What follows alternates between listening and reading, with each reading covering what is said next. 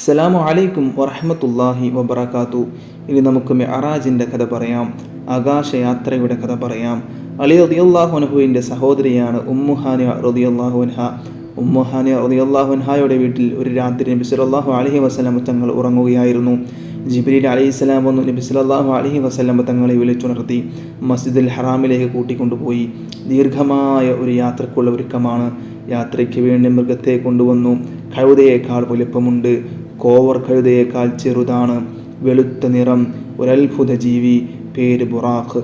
അതിൽ കയറി യാത്ര തുടങ്ങി. പെട്ടെന്ന് ബൈത്തുൽ മുഖദ്ദസിലെത്തി. പ്രവാചകന്മാർ സാധാരണ മൃഗങ്ങളെ ബന്ധിക്കുന്നൊരു കവാടമുണ്ട്. ആ കവാടത്തിൽ ബുറാഖിനെ കെട്ടിയിട്ടു. മസ്ജിദുൽ അഖ്സായിൽ പ്രവേശിച്ചു. 2 റക്അത്ത് സുന്നത്ത് നിസ്കരിച്ചു. അത് കഴിഞ്ഞു പുറത്തു വന്നു. ജിബ്രീൽ അലൈഹിസ്സലാം കാത്തു നിൽക്കുന്നു. നബി സല്ലല്ലാഹു അലൈഹി വസല്ലം തങ്ങളുടെ മുമ്പിൽ 2 പാനപാത്രങ്ങൾ വെച്ചു.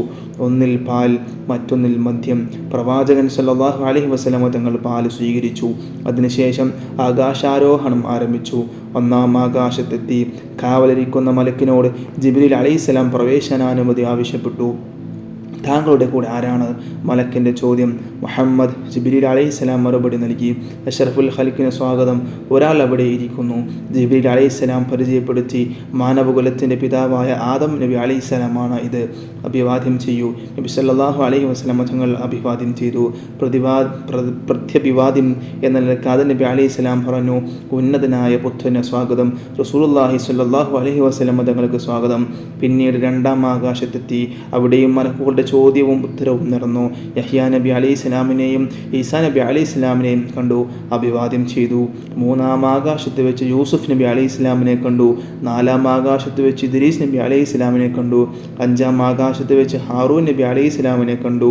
6-ാം ആകാശത്ത് മൂസാ നബി അലൈഹിസ്സലാമിനെ കണ്ടു. 7-ാം ആകാശത്ത് ഇബ്രാഹിം നബി അലൈഹിസ്സലാമിനെ കണ്ടു. കണ്ടുമുട്ടിയ എല്ലാ പ്രവാചകന്മാരെയും അഭിവാദ്യം ചെയ്തു. അവർ പ്രവാചകനെ സ്വാഗതം ചെയ്തു. പിന്നെ സിദ്റത്തുൽ മുൻതഹയിലെത്തി. ജിബ്രീൽ അലൈഹിസ്സലാം പിരിഞ്ഞു. ഇനി ഒറ്റയ്ക്കുള്ള യാത്രയാണ്. സർവശക്തനായ അള്ളാഹുവുമായി സംഭാഷണം നടന്നു. അഭൗതികവും അമാനുഷികവുമായ കാര്യങ്ങൾ. തിരികെ യാത്ര ആരംഭിച്ചു. 6-ാം ആകാശത്ത് വെച്ച് മൂസാ നബി അലൈഹിസ്സലാമിനെ വീണ്ടും കാണുന്നു. അള്ളാഹുവിൻ്റെ സന്നിധിയിൽ നിന്ന് എന്തൊരു സമ്മാനമായിട്ടാണ് താങ്കൾ വരുന്നത്? ദിവസേന 50 വഖ്ത് നിസ്കാരം. നബി സല്ലല്ലാഹു അലൈഹി വസല്ലം തങ്ങൾ മറുപടി പറഞ്ഞു, താങ്കളുടെ സമുദായത്തിന് 50 വഖ്ത് നിസ്കാരം നിർവഹിക്കാൻ കഴിയില്ല. മടങ്ങിപ്പോവുക, എണ്ണം കുറച്ച് തരാൻ ആവശ്യപ്പെടുക.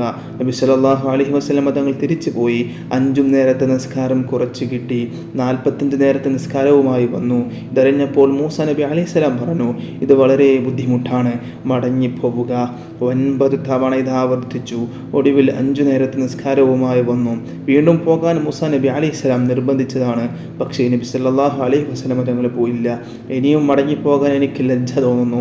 അപ്പോൾ അള്ളാഹുവിൻ്റെ സന്ദേശമുണ്ടായി, 5 നേരത്തെ നിസ്കാരത്തിന് 50 നേരത്തെ നിസ്കാരത്തിൻ്റെ പ്രതിഫലമുണ്ട്, 1 നേരത്തെ നിസ്കാരത്തിന് 10 ഇരട്ടി പ്രതിഫലവുമുണ്ട് എന്ന് റസൂലുള്ളാഹി സ്വല്ലല്ലാഹു അലൈഹി വസല്ലം തങ്ങളോട് പറഞ്ഞു.